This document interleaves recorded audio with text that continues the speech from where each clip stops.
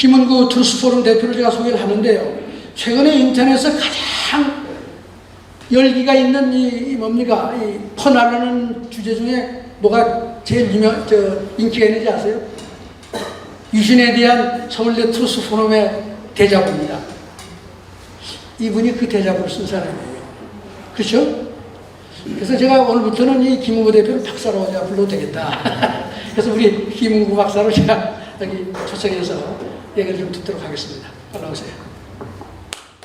이거 내리세요.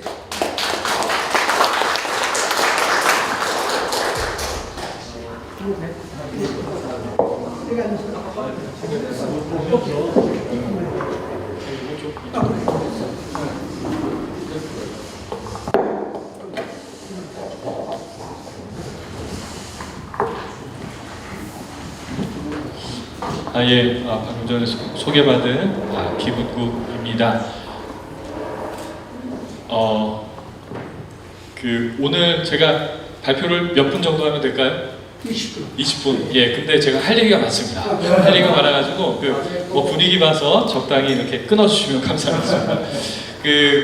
대자보 말씀을 해주셨는데요. 제가 대자보를 쓰고 여러 가지 일들이 있었습니다. 어떤 일들이 있었냐? 트루스포럼을 적극적으로 지지하시던 한 분이 계신데, 이분이 유신에 대한 대자보도 과했다. 이거를 취소해라. 그러면 지지를 철회하겠다.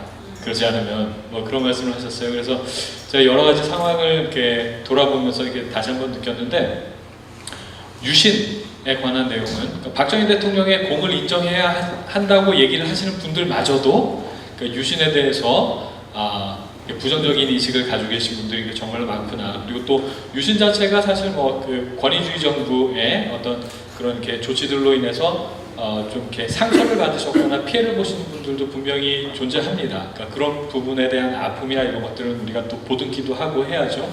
하지만 우리가 뒤돌아보면은 유신이라는 조치가 그 당시에 국제정치 환경 그리고 또 국내 정치 환경을 돌아볼 때 피할 수 없는 결단이었고, 그리고 또 대한민국을 살리고 지금의 경제 발전을 있게 한 원인이었구나라는 점에 대해서도 우리가 겸하게 인정을 할 수가 있어야 됩니다. 그래야지 저는 이게 대한민국의 민주주의가 건강한 성숙한 민주주의로 가는 것이 아닌가 이런 생각을 해봤는데요. 그럼 제 발표 지금부터 시작하도록 하겠습니다.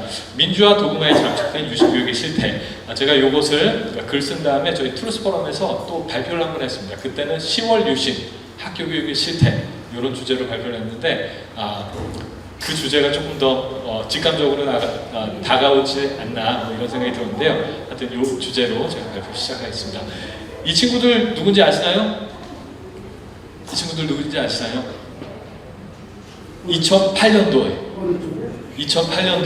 2008년도에 광우병 사태 나왔던 애들입니다. 미친 소 너나 먹어 이렇게 했는데, 아마 이 친구들도 미국산 소고기 맛있게 먹었을 것 같아요. 지금쯤은. 제가 이 사진을 굳이 먼저 이렇게 여러분들께 보여드린 이유는, 제가 트루스포럼에서 얼마 전에 트루스 캠프라는 이름으로 중고등학생들을 대상으로 해서 강연을 한 적이 있습니다. 거기에 온 친구들은 기본적으로 이승만 대통령, 박정희 대통령에 대해서 호감을 가지고 있는 친구들입니다. 그런데 저에게는 상당히 놀랍게도 이 친구들이 광우병 사태에 대해서 전혀 모르고 있더라고요. 여기 계신 분들은 아마 광우병 사태가 거짓 선동이었고, 그리고 대한민국을 위기 속에 빠뜨린 위험한 선동이었다는 것에 대해서 기본적인 인식을 다 가지고 계실 텐데, 어린 친구들은, 중학생, 고등학생 친구들은 여기에 대한 기억 자체가 없습니다. 그렇기 때문에 우리가 아무리 명백한 사실도 기억해내고 교육하지 않으면 잊혀질 수밖에 없구나. 이런 것들을 다시 한번 제가 뼈저리게 느꼈는데요. 유신에 대해서도 지금 이런 상태가 반복되는 게 아닌가 싶습니다. 왜냐하면 가르치지 않기 때문입니다. 유신에 대해서 극렬하게 비판하고 저항하는 세력이 분명히 존재했지만, 그 당시 대다수 국민들은 유신을 적극적으로 지지했습니다. 이런 결과는, 이런 내용은 제3차 국민투표, 제4차 국민투표의 결과를 통해서도 우리가 확인해 볼 수 있는데요. 그런데 제4차 국민투표, 여기 계신 분들은 아마 다 제4차 국민투표 하셨던 분들이실 것 같은데, 국민투표 있고 나서 2달 있다가 월남이 패망했습니다. 월남이 패망하면서 유신에 대해서는 유신에 대해서 반대하는 사람들의 어떤 이렇게 주장이나 이런 것들이 동력을 급격하게 상실했습니다. 그것이 그 당시에 시대적인 맥락이었는데 이런 부분에 대해서 전혀 교육이 되고 있지 않습니다. 유신의 배경과 맥락을 얘기할 때 우리가 첫 번째로 얘기할 것은 사실 북한의 도발입니다. 제일 왼쪽에 있는 사진이 뭔지 아시겠나요? 예, 체게바라가 김일성을 만났습니다. 59년도에 쿠바 혁명을 완성하고 나서 60년도에 북한을 방문했습니다. 김일성은 고무가 됐습니다. 50년도에 전쟁을 일으켰는데 전면전이었죠. 그런데 실패하고 분단상이 계속됐는데 이 당시에 그 쿠바의 사회주의 혁명이 성공을 하면서 소련을 비롯한 사회주의 공산권들은 게릴라전을 하나의 대안으로 생각하게 됐습니다. 그래서 김일성도 게릴라전을 적극적으로 이용해서 남한을 정복하려는 그런 계획들을 수립하게 됩니다. 앞에 보이는 사진 누군지 혹시 아시겠나요? 여기 시신. 예, 공산당 시류 이승복 어린이. 그런데 지금 요즘에 교육받는 아이들 아무도 모릅니다. 왜냐하면 교육하지 않으니까. 이 공산당 시료가 거짓말이라고 했던 사람들이 있어요. 그런데 다 거짓말로 드러났습니다. 근데 그런 분들이 여전히 국회의원 하고 계십니다. 이게 지금 대한민국의 현실이란 것 우리가 돌아봤으면 좋겠습니다.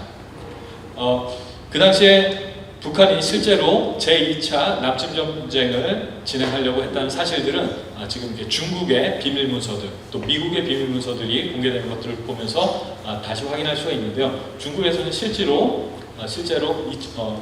65년도에 김일성이 모택동에게 제2차 남침 전쟁에 대해서 파병을 요청하는 일들이 있었고, 그리고 또 10년 뒤인 75년 또 월남이 패망할 때 또 동일한 요청을 북경까지 가서 김일성이 한 사실이 있습니다. 그리고 미국의 이것은 외교안보 사료, 그러니까 미국의 외교안보 사료집인데요. 여기 보면은 이 당시 미국에서도 김일성이 실제로 체게바라의 게릴라전을 통해서 남한을 정복하려고 했던 구체적인 정황이나 이런 것들을 미국에서도 파악하고 있었다는 것들이 반복적으로 확인이 되고 있습니다. 그리고 실제로 그 당시 이렇게 휴전선 인근의 그 무력 도발이 상당히 이게 심각했기 때문에 이걸 Korean DMZ Conflict라고 미국에서는 실제로 명명하고 있습니다. 이 당시 사람들도 많이 죽었습니다. 그러니까 한국군만 한 300명 죽었고 미군도 77명 죽고 하여튼 이렇게 많은 사람들이 죽고 했는데요. 준 전시 상황이었다는 것 우리가 다시 한번 기억할 필요가 있겠습니다. 그리고 닉슨 독트린을 우리가 얘기하지 않을 수가 없는데요. 이 닉슨 독트린 얘기하면은 지금 교과서도 그렇고 일반적으로 서술되는 설명들을 보면은 냉전을 종식한 조치였다라는 의미에서 이렇게 긍정적으로만 평가를 하고 있습니다. 하지만 대한민국과 같은 미국의 우방들에게는 우리 안보를 우리가 스스로 부담해야 되는 그런 안보적 위기 상황이었다는 점에 대해서 우리가 반드시 인식을 해야 할 텐데요. 여기에 대한 설명이 어디에도 제공이 안 됩니다. 닉슨 독트린으로 인해서 보신 것처럼 월남은 패망했습니다. 월남은 패망했고, 그리고 또 대만은 유엔에서 상임이사국 자리를 박탈당하고 또 유엔에서도 축출당했습니다. 이 배경에는 미국이 그렇게 용인했기 때문입니다. 그리고 또 대한민국에서도 주한미군 철수가 있었습니다. 원래 계획은 모든 미군을 철수하는 것이었지만 7사단만 우선 철군을 하게 됐는데요. 이러한 배경들, 그러니까 대한민국이 닉슨 독트린을 통해서 처하게 된 안보적인 위기 상황에 대해서는 지금 제대로 교육되지 않는 것이 현실입니다. 그리고 또 이것에 대해서 이렇게 말씀을 안 드릴 수가 없는데요. 여러분들 베트공 아시죠? 여기 계신 분들은 아시죠? 어린 친구들 모릅니다. 그 좀 베트남에 있던 월남에 있던 그 민족해방전선 그 공산주의자들인데요. 이 당시에 그 닉슨 독트린에 의해서 평화협정이 체결되려고 할 때 박정희 대통령께서는 이거 정말 위험하다. 왜냐하면은 이 베트공들이 사실은 그 북베트남과 연결된 사람들인데 미국이 그걸 인정하지 않았습니다. 미국의 언론들은 남베트남 민족전선 베트공을 베트남 안에 있는 독립적인 반국가 민주화 단체로 이해를 했습니다. 그런데 실제로 한 70% 정도가 월맹군이었거든요. 이런 현실을 무시하고 평화협정을 체결하니까 그 평화협정이 종이 조각일 수밖에 없겠죠. 박정희 대통령께서는 그 72년 10월 21일 그러니까 유신이 있고 나서 얼마 되지 않은데 그 키신저를 만나고 주한미국 대사 하이브에게 이런 위험성을 명백하게 경고를 하셨습니다. 우리가 이런 역사적 사실도 기억해야 할 텐데요. 이 남베트남 민족해방정선을 말하면서 우리가 요것도 하나 같이 좀 기억을 해야 되지 않나. 아까 전에 말씀드린 것처럼 체게바라의 게릴라전이 승리를 하고 쿠바의 혁명이 그러니까 승리를 한 것을 보면서 김일성도 자극을 받았고 베트남도 이 남베트남 민족해방정선 전술을 통해서 베트남 전쟁 승리로 이끌어냈습니다. 거기에 고무된 사람들이 남조선 민족해방전선 준비위원회 난민전이라고 하죠. 성격상으로는 동일한 겁니다. 이 그 난민전의 깃발을 보면은 북한의 깃발과 베트공, 그 월맹, 그 국기가 짬뽕이 된 섞여 있는 이미지인 것을 여러분들께서도 하실 수 있으실 텐데요. 그런데 지금 대한민국 상황이 어떤가요? 이 난민전에 활동하셨던 분들이 국회의원까지 하고 하는 상황인 것을 우리가 인식해야 하겠습니다. 그리고 닉슨 독트린에 대해서 말씀하신 분들도 이 내용은 많이들 빠뜨리시더라고요. 오른쪽에 있는 사진 어떤 건지 아시나요? 킬링필드입니다. 킬링필드는 아시죠? 그렇죠. 근데 킬링필드가 닉슨 독트린에 의해서 야기됐다는 점은 많은 분들이 그 전문가분들도 말씀을 많이 안 하시더라고요.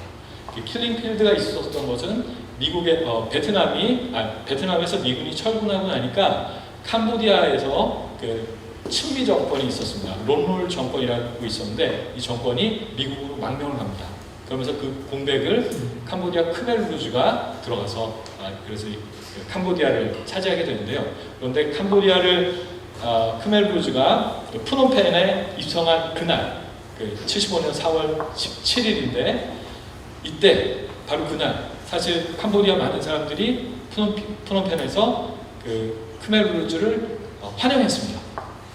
환영했는데 그날 오후에 푸놈펜 도시에 대한 소개령이 내려집니다. 도시를 다 비워라. 그러고 나서 이제 그 도시에 있던 많은 사람들이 시골로 강제 이주를 당하는데요. 그때부터 그 농업에 기반한 사회주의 유토피아를 만들겠다는 크멜루즈의 킬링필드가 시작이 됐습니다. 그래서 킬링필드, 그 당시 캄보디아 인구의 4분의 1 정도가 학살을 당했는데 이 킬링필드가 닉슨 독트린의 영향으로 발생한 참상이었다는 것을 우리가 또 명백하게 기억을 해야 합니다. 이러한 비슷한 상황이 대한민국에서도 일어날 수 있었던 때입니다. 그런 때에 유신이 있었다는 점에 대해서 우리가 명백하게 기억을 해야 하고요. 그리고 또 그 당시 중국, 비록 미국이 베트남전에 지쳐서 중국과 화해하는 무드를 형성하긴 했지만 그 당시에 중국은 바로 문화대혁명의 광기가 휩쓸던 때입니다. 문화대혁명 얼마나 많은 사람들이 죽었습니까? 수천만이 죽었습니다. 이게 그 당시 한반도를 둘러싼 국제 정세였다는 것에 대해서 우리가 유신에 대해서 이야기할 때 이것을 이렇게 빠뜨리면은 안 되겠다는 말씀을 다시 한번 전해드립니다. 그리고 또 유신과 관련해서는 우리가 대중경제론을 이야기하지 않을 수 없습니다. 71년도 대선에서 김대중 후보가 약진을 했는데요. 그런데 문제가 이 김대중 후보가 종속이론에 기반한 내포적 공업화를 공약으로 내걸었습니다. 그리고 아슬아슬하게 박정희 대통령께서 승리하셨는데 그 한 달쯤 있다가 치러진 총선에서도 개헌선에 못 미치는 과반수 의석을 민주공화당이 박정희 대통령의 민주공화당이 했습니다. 이것이 왜 문제냐 하면은 그럼 이제 5년 뒤에는 그동안 경제 발전하려고 1차 5개년 경제 발전 계획, 2차 이렇게 해서 나라의 기틀을 다져놨는데 만약에 정권이 바뀌게 되면 그게 중단이 되어버리는 거예요. 그런 상황이 오니까 그리고 또 아까 전에 말씀드린 국제 정치적 또 북한의 도발 뭐 이런 것들이 있는 상황에서 박정희 대통령께서는 유신을 감행하는 결단을 하실 수밖에 없었던 상황이었다는 것에 대해서 우리가 좀 이해는 하고 가야 되지 않을까 이런 생각이 들었습니다. 김대중 후보의 대중경제론 지금 내용을 보시면은 이런 것들을 정말 실제로 주장을 이분이 하셨을까에 대해서 의문을 갖게까지 합니다. 무역하면 안 된다는 겁니다. 무역 의존도 최대한으로 억제하는 게 바람직하고 수출에 국가의 종방을 매달겠다는 건 일대의 모험이다. 그리고 그래서 수출 입국의 구상을 면밀히 검토하고 자립경제 달성을 기본 방향으로 해서 내포적 공업화 추구해야 된다. 이 말씀인데요. 내포적 공업화를 아주 충실하게 추진한 나라가 있습니다. 지금까지. 어딘지 아시나요? 예, 북한입니다. 이게 얼마나 위험한 주장이었는지 이제 아시겠죠? 예, 이런 상황에서 유신이라는 결단이 있었다는 것 우리가 이해해야 하겠습니다. 예, 이건 시간 관계상 넘어가겠습니다. 그리고 박정희 대통령의 공은 인정하지만 과가 많다라고 하시는 분들이 대부분 유신을 과로 얘기를 하십니다. 그리고 참 이게 왜 그런지 모르겠는데요. 2번까지는 괜찮은데 3번 이상 하면 독재다. 이런 프레임이 있습니다. 학생들도 그런 프레임에 좀 빠져 있는 걸 봤는데요. 박정희 대통령이 이게 3번 이렇게 하게 된 게 그러니까 유신입니다. 유신인데 박정희 대통령의 공을 얘기하시는 분들이 언급하시는 그 경제 발전의 대부분이 이 유신 이후에 이루어진 것입니다. 보시면 70년 7월 7일 그때 가서야 겨우 경부고속도로 완성이 됐고 그리고 72년 10월 11일에 유신이 있은 다음에 포항제철에서 처음으로 쇳물이 나온 게 73년 7월 3일입니다. 많은 분들이 이걸 연결을 못 시키세요. 유신하고. 그리고 이제 대한민국이 자체적으로 철을 만들 수 있었어요. 그러니까 그 이후의 산업발전이 조선, 자동차 이런 것들이 가능했던 겁니다. 조선이나 자동차 같은 경우에는요, 대기업들, 정경유착을 얘기를 하고 그런데 대기업들 그 당시에 보면은 대기업들도 사실 성공 가능성을 상당히 낮게 보고 직접 뛰어들지 못하던 상황에 박정희 대통령을 비롯한 이렇게 정부 관계자들에게 등 떠밀려서 사실 이렇게 추진하게 된 프로젝트들이 상당히 많습니다. 조선도 그렇고 자동차도 그렇고요. 그런데 이런 것들을 다 빼놓고 유신은 나쁜 거라고 얘기할 수가 있는 것인지 우리가 돌아봐야 하겠습니다. 예, 그래서 학교 교육의 실태를 말씀드리려면 기준을 잡아야 하기 때문에 제가 그 유신의 전후 환경에 대해서 계속 좀 설명을 드렸는데요. 그러면 이렇게 학교 교육의 유신에 대해서 객관적인 설명을 제공하려면 기본적으로 그 당시에 북한의 도발과 닉슨 독트린의 문제점 그리고 또 주한미군 철수 등 안보적 위기 상황에 대해서 설명하는 건 당연하겠죠. 예, 그리고 닉슨 독트린으로 인해서 대만이 유엔 안보리에서 축출되고 그리고 또 월남이 패망했고 문화대혁명 있었고 또 킬링필드 이게 그 당시 국제 환경이었다는 것에 대해서도 당연히 설명이 있어야 하겠고 그리고 또 대중경제론이 얼마나 위험했는지 또 유신 이후에 자리를 잡게 된 중화공업에 대해서도 이렇게 설명을 그 상관관계를 설명하는 것이 객관적인 설명을 위해서 반드시 필요한 것이 아닌가 제가 이렇게 기준을 잡아봤습니다. 그리고 이 기준에 바탕을 두고 지금 대한민국에서 이용되고 있는 교과서들을 검토를 했습니다. 그런데 간단하게 말씀드리면요. 제가 고등학교 교과서 9가지 유형의 교과서가 있습니다. 그걸 다 봤는데요. 간단하게 말씀드리겠습니다.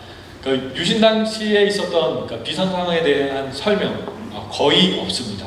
거의 없습니다. 그러니까 북한이 도발했는지, 그러니까 북한의 도발에 관해서는요, 김신조 사건하고 푸에블로 사건 정말 한 줄 몇 단어로 설명하고 넘어간 게 교과서 대부분입니다.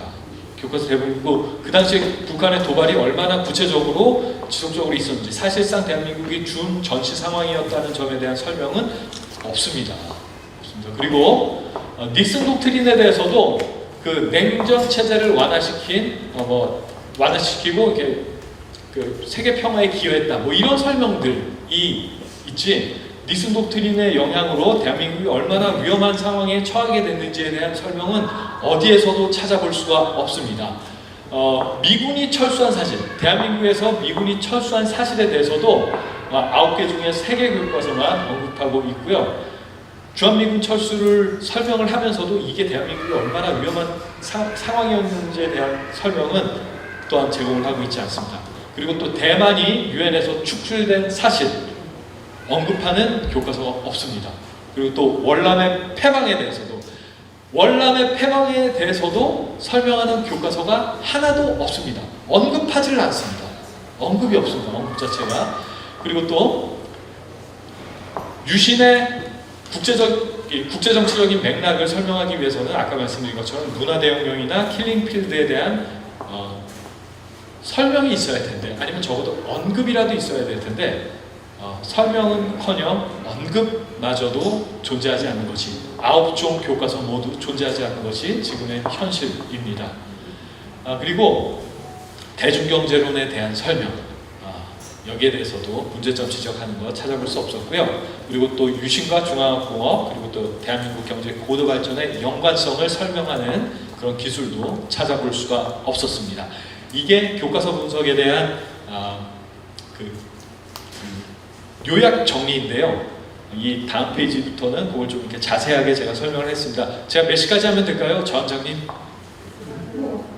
조금 더 할까요? 예, 감사합니다. 예, 알겠습니다. 우선 교과서가 잘못된 것, 여기에 대해서 말씀을 드리기 전에 지필 기준이 어떻게 되어 있는지 여러분들께 설명을 좀 드려야 하겠습니다. 지금 역사에 대해서는 그 초등학교 5학년부터 이렇게 배웁니다. 그리고 중학교, 고등학교 이렇게 교과서들이 있는데요. 제가 분석한 것은 고등학교 교과서 9종입니다. 9종인데 중학교하고 고등학교 교과서는요, 검인정 제도를 따르고 있습니다. 초등학교 교과서는요, 그러니까 국정교과서를 따랐어요. 근데 올해부터 이게 바뀌었습니다. 올해부터 바뀌었는데요. 그런데 초등학교 국정교과서에 있는 내용을 교육부가 임의로 바꿔서 도장도 자기 마음대로 찍고 했던 일들이 있어요. 아시나요? 예, 그런 일들이 실제로 지금 일어나고 있습니다. 그때 바꿨던 것이, 교육부에서 임의로 바꿨던 것이 유신을 독재라는 표현으로 임의로 바뀌었고, 그리고 또 북한의 도발이나 이런 부분들을 임의로 다 삭제를 했습니다. 그런 일들이 지금 일어나고 있다는 것 아셔야 되는데, 검인정 제도로 바뀌고 나면요, 문제는 더 어려워집니다. 왜냐하면은 자기 마음대로 기술을 할 수 있기 때문에. 그런데 자기 마음대로 하지 말라고 하면서 지필 기준을 제시를 합니다. 그 지필 기준이 이건입니다. 이건데요, 이게 문재인 대통령 때 만들어진 지필 기준입니다. 그러면서 유신과 관련해서는 대한민국의 발전이라는 항목에서 다루게 되어 있는데요. 여기 보시면은 민주화 운동은 곧 반독재 투쟁이라는 점에서 독재 체제의 반민주성과 인권유린 사례를 유념하여 서술한다, 이렇게 돼 있습니다. 이게 문제가 뭐냐면요, 이게 그냥 읽고 넘어가면 뭐 별 문제 없다 이렇게 생각하실 수도 있는데요. 민주화 운동은 곧 반독재 투쟁이다 이러면서 이승만 대통령, 박정희 대통령 그냥 독재자 만들어버린 겁니다. 그러면서 김일성 독재, 북한의 김일성 독재하고 등치시켜버립니다.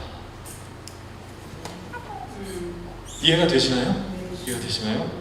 지금 이런 일들이 교과서상에서 이루어지고 있습니다.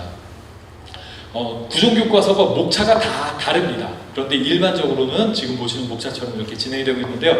대한민국의 발전이라는 이 항목 아래 8개의 장이 있습니다. 8개의 장이 있는데 그 중에서 여기 네 번째 4.19 혁명과 민주화를 위한 노력이라는 장에서 4.19, 5.16, 유신 그리고 또 5.18에 대해서 모든 교과서가 다루고 있습니다. 그리고 경제발전에 관해서는 장을 바꿔가지고 경제성장과 사회문화의 변화라는 장에서 박정희 정부의 경제계획과 새마을운동에 대해서 이렇게 설명하고 있고요. 그리고 8장에 보시면은 남북화해와 동아시아 평화를 위한 노력이라는 장이 있는데 여기서 모든 교과서가 다 그렇게 하는 건 아닌데 닉슨 독트린이나 북한의 도발을 종종 언급합니다.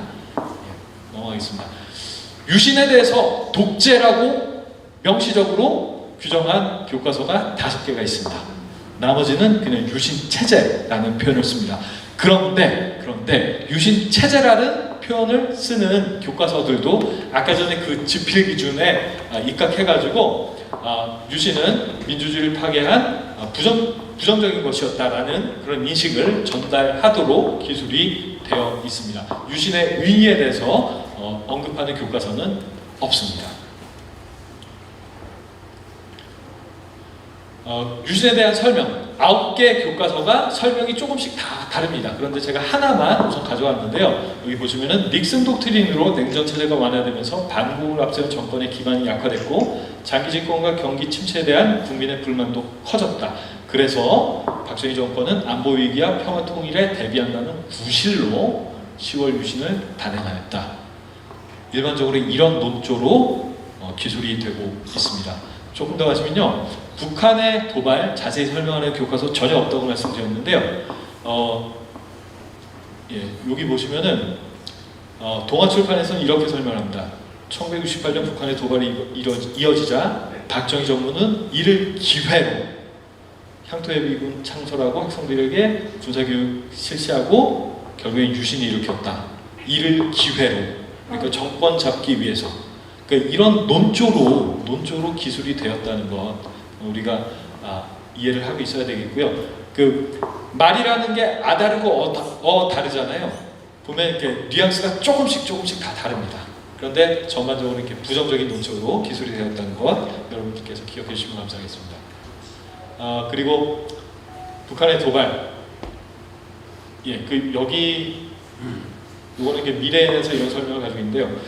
박정희 정부는 강경한 대북 정책을 펼쳤고 북한도 특수부대 난파 등 군사 도발을 일으켰다. 이로 인해 남북 간 긴장이 고조되었다. 이렇게 설명을 하고 있는데 이 서술 체계가 좀 그렇죠. 그러니까 박정희 정부가 강경한 대북 정책을 펼쳤다는 게 먼저 나오니까 그래서 북한도 특수부대 난파시켰다. 뭐 이렇게 읽히잖아요. 서술 구조가.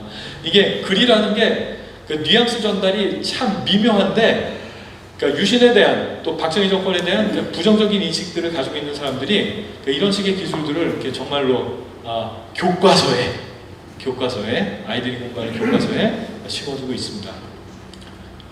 닉슨 독트린의 문제점. 대부분 교과서들이 냉전 체제 완화라는 측면에서 닉슨 독트린은 긍정적인 것으로 설명을 합니다. 그리고 오히려 반공의 명분이 사라져서 반공을 강조한 박정희 정부에게 위기감을 준 것으로 이렇게 설명을 합니다. 닉슨 독트린 이후에도 계속된 북한의 도발 언급하는 교과서 하나도 없습니다. 넘어가시면요, 보시면요, 냉전 체제가 완화될 분위기가 형성됐다. 이는 반공을 강조하며 정권을 유지해오던 박정희 정부의 위기감을 안겨주었다. 남북화해 분위기로 반공의 명분이 사라지고 경기 침체에 따른 분란이 거세지다. 박정희는 비상계엄을 선포하고 국회를 해산하는 등 이른바 10월 유신을 단행했다. 이런 설명들이 있습니다. 넘어가겠습니다. 그리고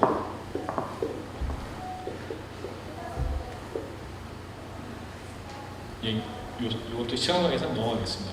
주한미군 철수에 관한 설명이 아예 없는 책들이 이만큼 됩니다. 하나, 둘, 셋, 넷, 다섯, 여섯. 주한미군 철수, 닉슨 독트린으로 야기된 주한미군 철수에 대해서 언급하지 않는 교과서가 이렇게 5개나 있고요.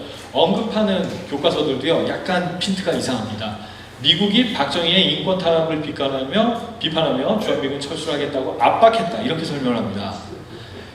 예, 보시면은 리벨스쿨 교과서에는 인권 탄압에 대해 비판하면서 주한미군 철수하겠다고 박정희 정부를 압박했다. 그리고 또 동아출판에서는 인권 탄압의 유감을 나타내면서 주한미군 철수를 언급했다. 뭐 이런 설명들이 있는 것이 현실입니다. 넘어가시면요, 대만 축출 언급하는 교과서 하나도 없습니다. 오히려 미국하고 중국하고 관계가 좋아졌다 이렇게만 설명을 하고 있어요. 그런데 우리 대한민국 입장에서는, 미국을 동맹으로 하고 있는 우리 대한민국 입장에서는 사실 대만이 어떻게 위기 상황에 처했는지, 닉슨 독트린으로 인해서 유엔에서도 쫓겨나고 상임이사국 자리도 내주고 했던 그 위기 상황에 대해서 설명하는 것이 당연한데 여기에 대한 설명은 전혀 없습니다. 넘어가겠습니다. 월남의 패망, 문화대혁명, 킬링필드, 아예 설명이 없습니다. 아예 설명이 하나도 없습니다. 구정교과서 어디에도 설명이 없습니다. 예, 대중경제론에 대한 설명 기본적으로 없습니다. 없는데 헤네메드라는 교과서가 있어요. 거기에서는 여기 보시는 것처럼 이런 71년 대통령 선거에 나서 두 후보의 공약이다 라고 하면서 이 공약들을 비교하게 해놓고 있습니다. 그런데 자세한 설명은 없습니다. 하지만 그럼에도 불구하고 간략하게나마 이런 그 대선 공약들을 제시한 것 자체, 그거 자체는 좀 평가해줘야 하지 않나 이런 생각이 들었습니다. 그런데 이것도 그 대중경제론의 문제점, 뭐 사실 이렇게 종속이론 자체가 레닌의 제국주의 이론에 기반을 둔 거거든요. 결국에는 무역하면은 자본적으로 예속된다. 그러니까 무역하면 안 된다. 이런 이론이었는데 여기에 대한 설명 전혀 없습니다. 내포적 공업화 여기에 대한 설명 전혀 없습니다. 예, 유신과 중화공업의 상관관계 직접적으로 언급한 교과서 전혀 없습니다. 그리고 경제 발전, 대한민국의 경제 발전에 대해서는 대부분의 교과서가 다룹니다. 그런데 문제는 뭐냐면요, 이것을 유신과 이어서 연계해서 이해할 수 없는 구조입니다. 유신에 대해서는 아까 전에 보셨던 것처럼 4장에서 설명을 하고요. 5장에 가서 경제개발, 이러면서 뭐 1, 2차 경제개발 계획, 3, 4차 경제개발 계획을 따로 분리해서 이렇게 가르치는 것이 대부분의 교과서입니다. 예, 이게 결론인데요. 그래서 이게 기타의 문제점, 아까 전에 말씀드린 것처럼 이승만도 독재고 박정희도 독재다, 김일성도 독재다, 다들 나빴다, 그러니까 우리가 좀 잘해보자, 뭐 이런 논조로 책이 구성이 되어 있습니다. 참 안타깝습니다.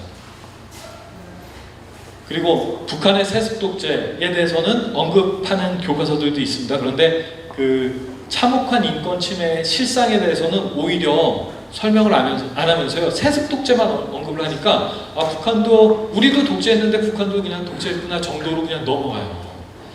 정치범 수용소를 언급하고 있는 교과서가 딱 하나밖에 없습니다. 그리고 제가 여기 적어드린 게 그 구종교과서 전부에 정치범 수용소, 북한의 그 참혹한 인권 침해를 언급하는 전부입니다. 딱 하나, 비상교육에서 정치범 수용소에 대해서 언급을 하고 있습니다. 네, 그리고 모든 교과서들이 아까 전에 말씀드렸던 것처럼요, 민주화 투쟁에 대해서 아주 자세하게 설명을 하고 있습니다. 그러면서 노동운동이나 이런 것들을 아주 자세하게 설명하고 있는데요. 인혁당 사건에 대해서 아주 그 박정희 정부가 제1차 인혁당 사건은 일본하고 우리 수교하는 문제, 대청구권 문제, 이런 문제들을 이렇게 무마시키기 위해서 조작한 사건이다. 2차 인혁당 사건은 유신을 유신에 대한 저항을 무마시키기 위한 사건이었다. 조작된 사건이었다라고 대부분의 교과서가 이렇게 설명을 하고 있습니다. 근데 인혁당 사건에 대해서 설명을 하려면요, 균형 있게 통역당 사건에 대해서도 사실 이렇게 설명을 해야죠. 실제로 북한과 연결돼서 있었던 그 통역당 사건에 대해서도 설명을 해야 하는데 그런 것들은 전혀 언급하지 않으면서 이런 것들만 가르치면 학생들의 균형 있는 사고는 무너질 수밖에 없습니다. 그리고 여기 보시면요, 유신에 대한 맥락과 배경에 대해서 설명이 없이 이런 과제들이 제공이 되고 있습니다. 여기 보시면은 국민의 기본권을 제한한 긴급조치라고 하면서 보시면서 자료 1, 2를 보고 긴급조치를 비판하는 글을 써보자. 이런 것들을 숙제로 시킵니다. 그리고 또 여기 아시면요, 민주화 운동에 대한 보고서 쓰기.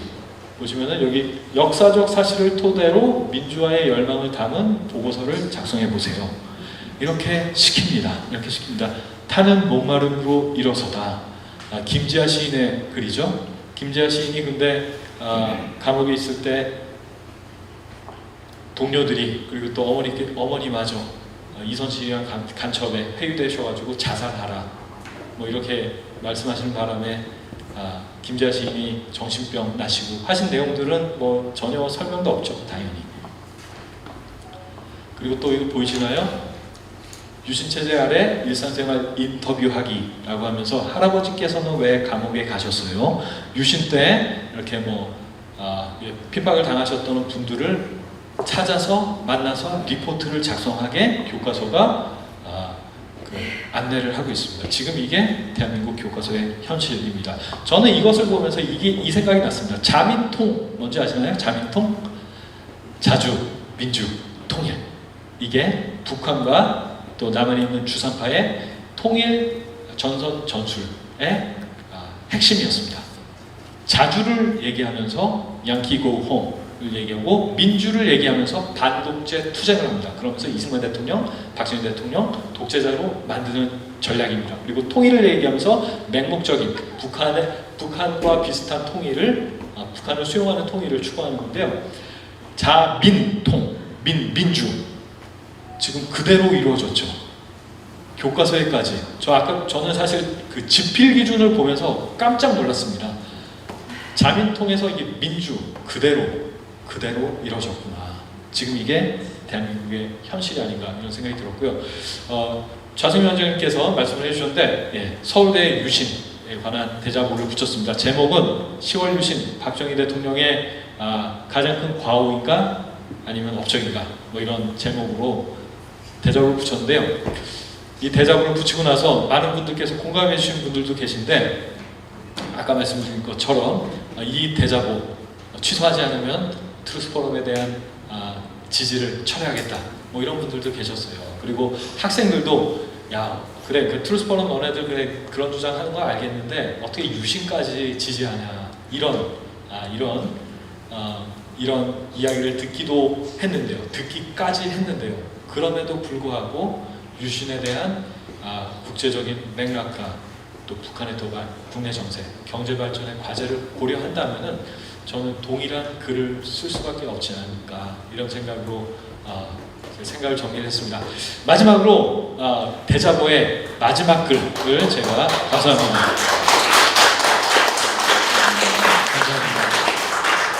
제가 대자보의 마지막 부분인데요. 이 글을 함께 읽으면서 제가 정리를 하려고 합니다. 민주화는 국가가 독립해야 가능한 것입니다. 그리고 산업화가 없는 민주화는 허상입니다. 이 부분은 이강호 위원님께서 쓰신 글에서 그대로 따왔습니다. 그런데 보시는 것처럼 민이 나라의 주인이 되려면은 나라가 존재해야 되고 또 민의 경제적 기반과 경제적 자유가 보장돼야 됩니다. 민주주의 하려면은 우선 민이 돈이 좀 있어야 된다. 그리고 또 그 민이 가지고 있는 경제적 기반, 그 돈이 보호를 받아야 됩니다. 그런 시스템을 만드는 것이 중요합니다. 유신은 자유대안의 독립을 가능케 했고 또 가난을 추방하고 한강의 기적을 낳았습니다. 박정희 대통령이 추진한 정부 주도 개발. 어떤 분들은 박정희 대통령을요 사회주의자들 중에서 고단수, 단수가 조금 높으신 분들은 박정희는 사회주의자다 이러면서 자기 편으로 끌고 갑니다. 실제로 그렇습니다. 실제로 그런데 이게 근본적인 차이가 있습니다. 사회주의 계획경제는 국가가 배불러지죠. 개인이 배불러지지 않습니다. 그래서 사회주의 계획경제와는 달리 박정희 정부가 추진한 경제개발은 민의 경제적 기반과 자유를 확장했습니다. 그런 점에서 대한민국의 실질적 민주화는 역설적이지만 형식적 민주화를 파괴한 유신을 통해서 가능하게 됐다. 이렇게 이야기할 수 있겠습니다. 그리고 이것을 이해하는 것이 보다 성숙하고 건강한 민주주의로 나가는 길이라고 생각합니다. 한강의 기적은 유신을 통해서 가능했고 유신이 없었다면 한강의 기적은 없습니다. 그리고 또 유신이 없었다면 대한민국이 없어졌을지도 모를 일입니다. 네, 이것으로 제 발표 마치겠습니다.